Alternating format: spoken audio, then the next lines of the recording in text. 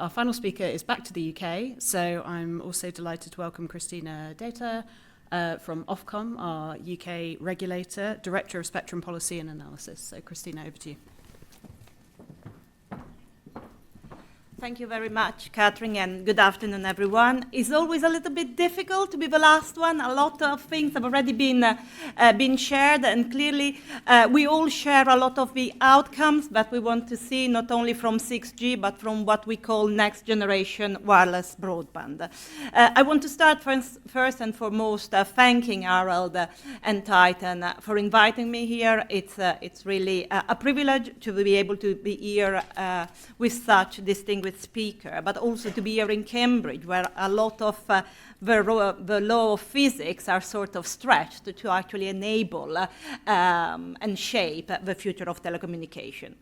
I'm the Director of Spectrum Policy and Analysis, so I live and breathe spectrum, and this is why it's even more exciting for me to be here. I'm going to give a different perspective as the regulator. I'm going to give you a regulatory perspective that wants to enable innovation and growth. Spectrum for us is the base of every wireless communication that we got out there, from enabling satellite in the sky to Wi-Fi to my computer or my TV. And I want to reflect on how OFCOM is actually working to support and accelerate innovation in the UK, as we move towards a future where everyone is connected, and I think that's what everyone has shared as an outcome. Everyone is connected, and industry as well, so we had the example from India. Industry across all fields benefit from digital technologies. Regulation, I appreciate, might not be the first word that comes to mind when thinking about innovation, but I'm here to set out how intelligent regulation can actually be an enabler. In the case of spectrum, it can turn spectrum into a catalyst for change. It can also create conditions not only for growth, but for competition, for new ideas to come about. So what might the UK look like in 2030? I heard Sir John Lazar talk about 2039. Well, let's look about 2030, at the beginning of this 6G era. So in some ways, we already know, and we already said it. It's about ubiquitous, resilient, sustainable, adaptable connectivity. It's about fiber everywhere, a network underground of cables stretching from cities to quiet suburbs. Fixed wireless access and satellite could be something left in areas very remote. What about our mobile phone? Again, seamlessly able to connect to different network and technologies. I don't need to know as a consumer what I'm connected to. I just want to have that level of connectivity, including straight to satellite. So from the top of a mountain to our UK waters, I will be able to make a phone call, send a text, or connect to the internet. And as a little aside, I will say a little bit more later, OFCOM only yesterday published, first in Europe, a consultation in enabling connectivity direct from satellite to mobile devices, to our mobile devices that we have in our hands.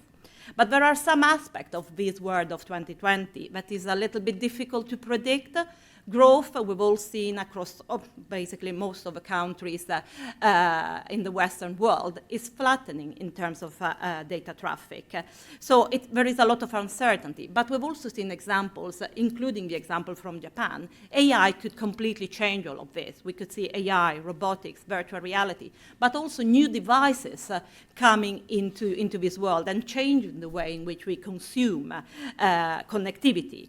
And I'm always saying, well, will it be the end of the rectangular shaped device that we call mobile, that we use every day? Will we have a new form factor which will actually enable us to do things differently?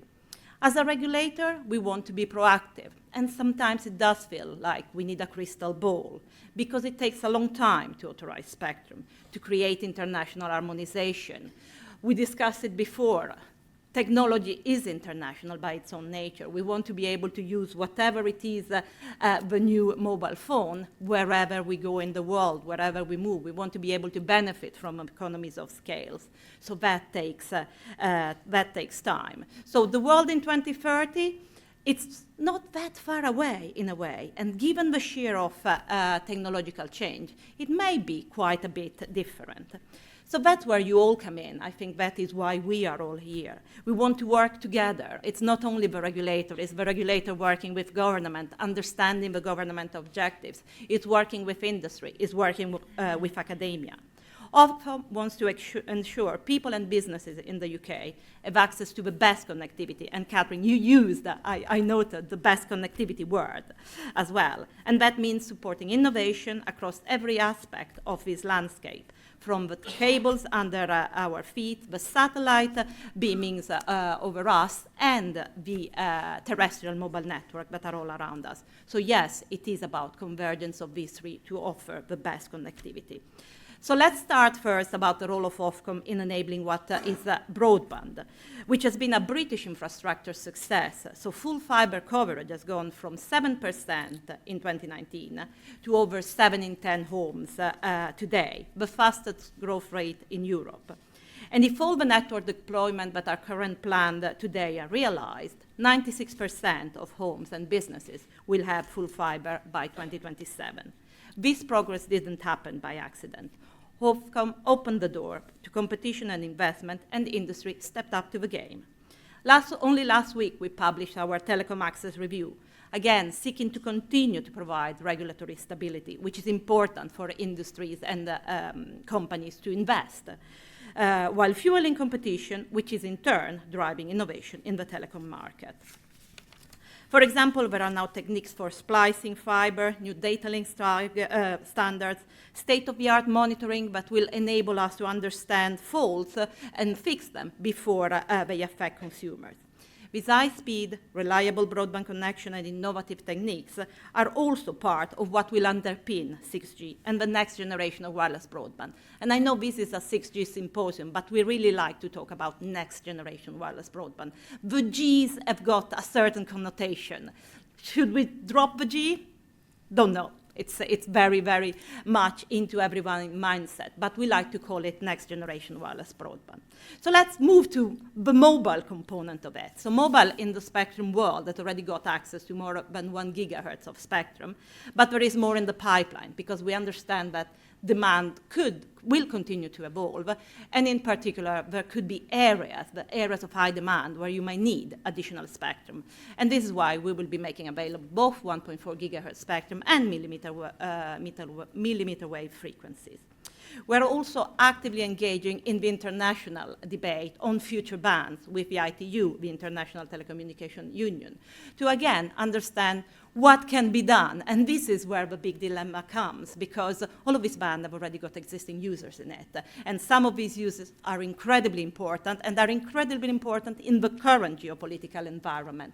So sharing becomes the word, and OFCOM has been at the forefront in every single international forum, talking about the importance of sharing, of making sure that different users can share. And it's also about mobile being able to share. So the old say of high power, high tower may have to come to an end, because mobile may need to share with other users to the benefits of all.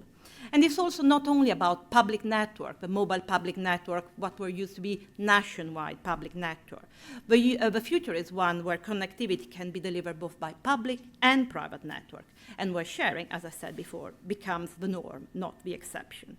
We have been taking a novel approach to making spectrum available through a policy called the shared access. This is where we grant localized access to spectrum, to mobile spectrum, to enable all type, I have to say, of private network in industry. We have seen port, we have seen airport, we have seen manufacturer plant.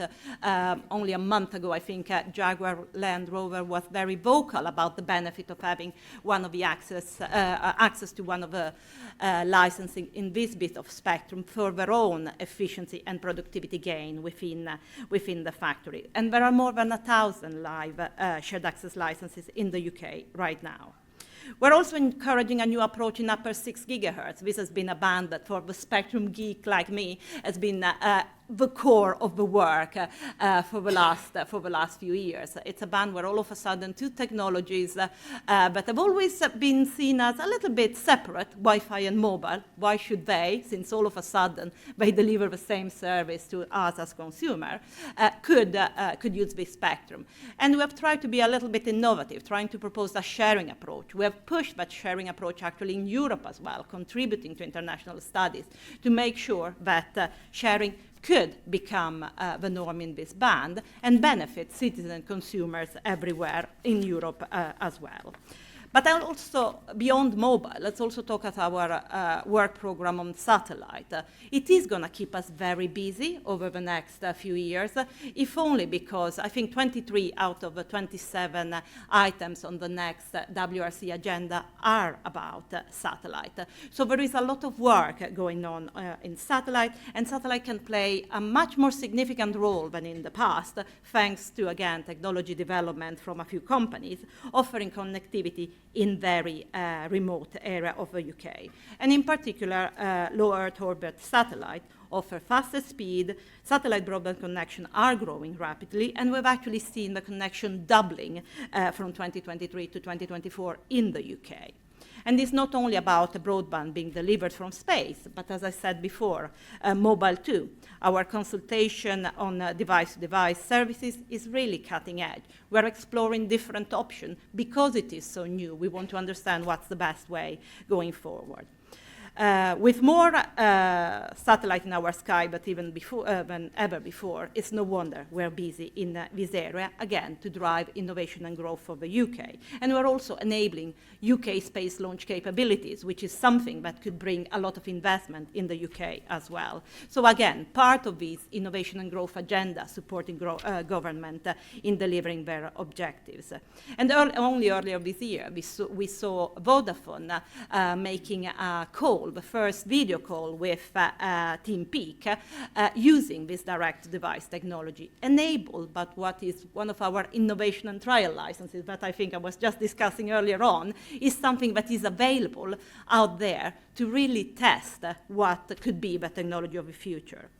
And this is why this is one of the important things that OFCOM does. We really want to work with industry and academia to enable this level of innovation. Innovation doesn't happen in isolation, and neither does regulation. We're working with you. We have done initiatives working with, again, DCIT on spectrum sandboxes. We work with you on universities, Durham and Queen Mary, really to look at new technologies in a more controlled environment, bringing partners together who could share learning, and then they could share learning with us. Could we do things differently? What are the barriers from us for doing things differently? And we've also, of course, worked with Titan, Joiners, Cheddar through their breakthrough research. These partnerships for us are crucial to tackling some of the most challenging problems in the world, including those at the heart of 6G.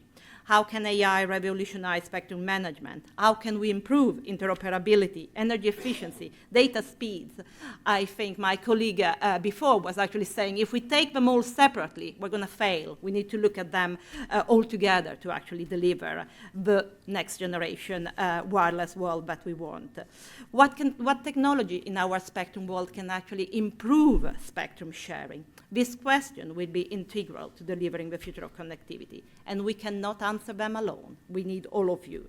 So this is a call to arms to us all, to partner with OFCOM in bridging the gap between what is the lab and what is the real world. We'd love to work with you and together power growth, innovation, and connectivity for everyone in the UK. Thank you very much for the opportunity.